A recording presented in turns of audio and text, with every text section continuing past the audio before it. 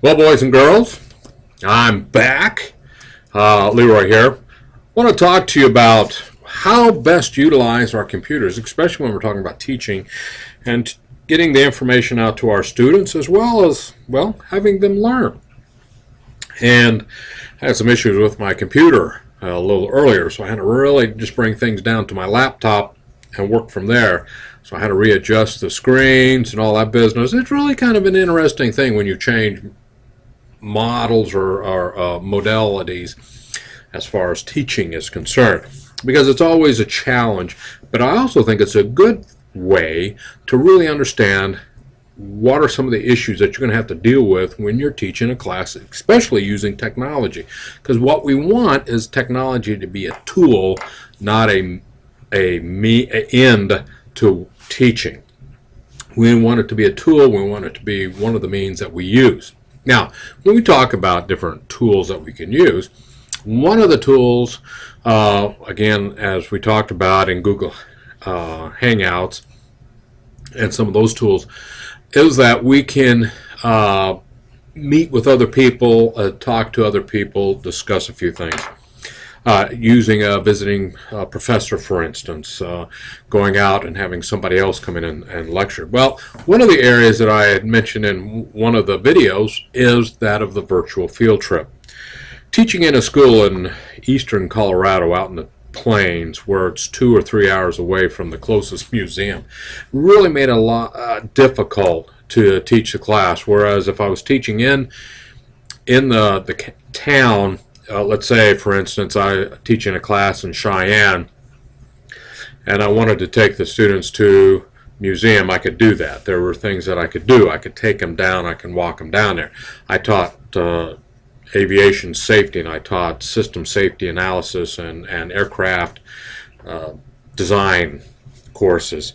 And so one of the tools that I had available to me is a restaurant in Colorado Springs called Solos, where I could take the students and we could actually just go in there and sit. There's an airplane. It's built around an airplane. Part of the restaurant is an airplane, so we could go up and we could sit in the cockpit. We could take a look at the design of the wings, plus models galore. I didn't have to go out and buy models to talk about airfoils and appendages and canards and all that business. We go there. We had all the toys there. But sometimes we don't have that capability. Again, teaching in eastern Colorado, I had an opportunity to come out to visit family here in Maryland and decided to go down to D.C. and spend a day down there. And I took my camera with me, and I took a lot of pictures and a lot of videos of the various museums. I was teaching an art appreciation course, so it was always nice to grab some pictures, although it probably wasn't legal, of what was happening in the Smithsonian, so I could get some pictures. Now, another class that I was teaching at the time was building codes and building design for construction trades. So I was taking a lot of pictures of architectural designs, and we were ramping up with the possibility of doing a restoration program. And so I took a lot of pictures, took a lot of videos, kind of gave a view of what I saw, and then I would bring those back to the class. And when I did that, then of course we were able to talk about what we saw, what I saw, what they could see in the videos and the pictures. So in art appreciation, I could say, okay, during this period of time, here's the architectural designs. This is what we see down in D.C. This is related to some of the Greek. This is related to some of the more modern. And as far as design, art designs, and in that area. And in construction trades, though, we could also take a look at the functionality of the facility, or if we were to do a repair, or what we needed to do or restore, let's say a neighborhood or maybe a building, is to take a look and see what kind of modeling we could do.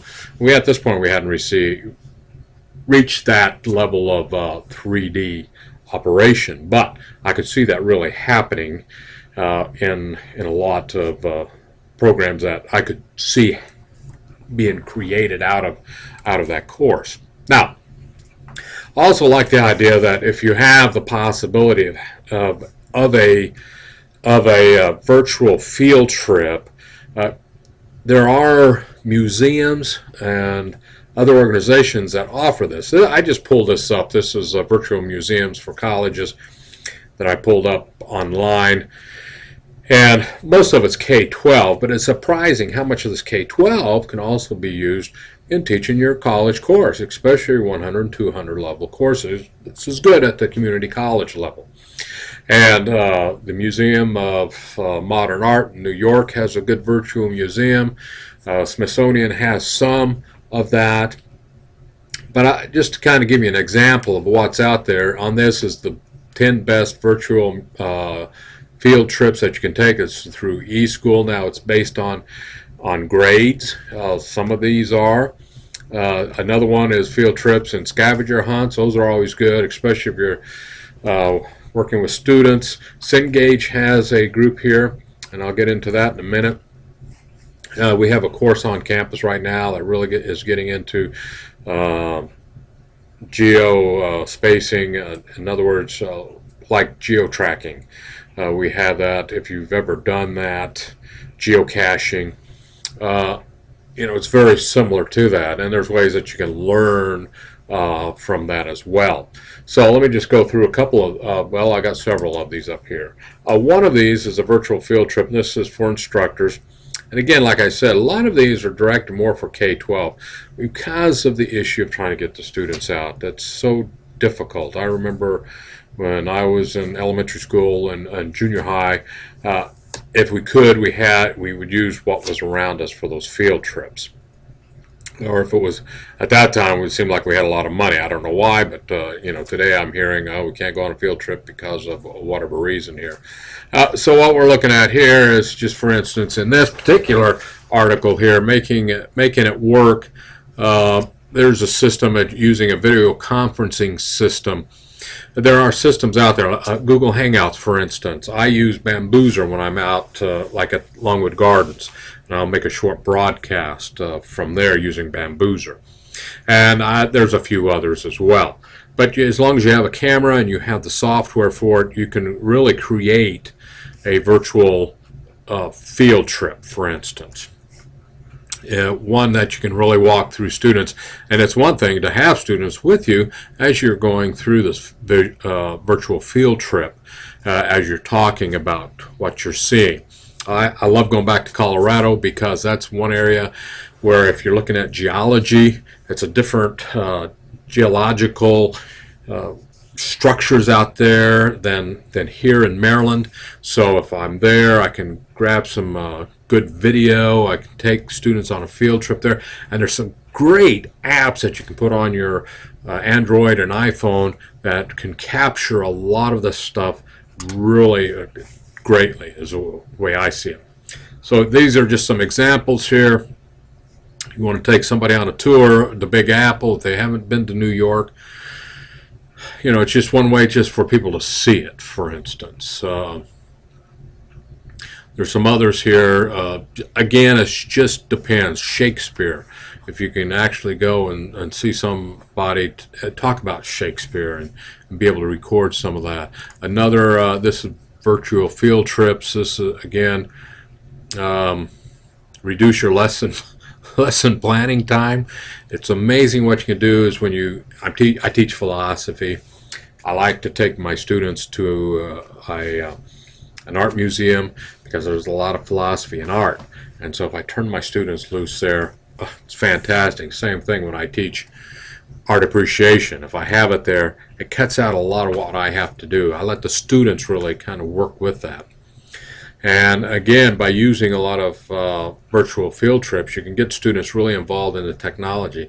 I used to take my students on field trips, especially aviation students. I would take them up to the United Training Facility at Stapleton, at the old Stapleton Airport, and I would get them into a cockpit, and we would actually get to fly the airplane, or we go into these other simulators. And right there, it saved a lot of time, because then I would have them write on their experiences. But here we have a virtual field trip to the Smithsonian Museum. Another one to the UPM Forest Life. It's just a good way of getting students in there to see what's going on without actually having to go there, knowing that sometimes, like today, the weather's terrible. They're not going to see a whole lot if they go on a field trip here. And then here's the moon in Google Earth, and the virtual field trip to number 4 is the planet in action. So there's a lot of field trips aspects there, depending on what you're teaching. Now, let's say STEM, for instance, if I could take students to various places out at Aberdeen, it would be great to see how some of these products actually work, and trying to stay out of the classified side too, so you can get a lot of folks to help you out. Here's another one, the ultimate destination. This one I really like because it, like the Liberty Bell and the Capitol and the White House. I mean, I tried to get into the White House a couple of times. I just got tired of waiting in line 2-3 hours. I'm not at Disneyland or Disney World, so I'm not, and I won't do that at those two places either. So anyway, you take these students on these field trips, and it just gives them a better understanding of what's going on. There's another one. It's a GeoLink virtual field trip. You just click on a site, and you can bring yourself into it. I want to know more about what's happening in Florida, for instance, and I can just go down through and I can take a field trip there. And of course, another one. This is National World War II Museum in New Orleans. They have a field trip there, virtual field trip. And in some cases, as you can register, these are actually live video conferences that you can have at these museums. Always find out of what the capability is. I mean, that's like if, for instance, here at Hartford Community College, if we wanted to build a virtual field trip with the Hayes High House, you would go through and give the students a tour of the Hayes High House, have people talk about it. We can bring in videos, combine a lot of different videos, a lot of different discussions, and then that can be used as a virtual field trip for students who may not be able to come to the campus. And again, this is also a good way for recruiting. If you've ever been in Second Life, there were a lot of schools for a period of time, and one school I just found out is still using it. They use Second Life, recreating the whole campus. So a student can go in whatever, however their character is, but yet take a tour of the campus, know exactly what's going on. And there's a nursing program in another state that they use Second Life, still use Second Life quite extensively. And so those are tools, those are ways to create virtual field trips as well. Anyway, this is just some information that I wanted to get out there, because I do believe this is something that's important, a tool that's available to us that we can use really to promote what we're doing in class. So with that, I'm going to leave you to your day.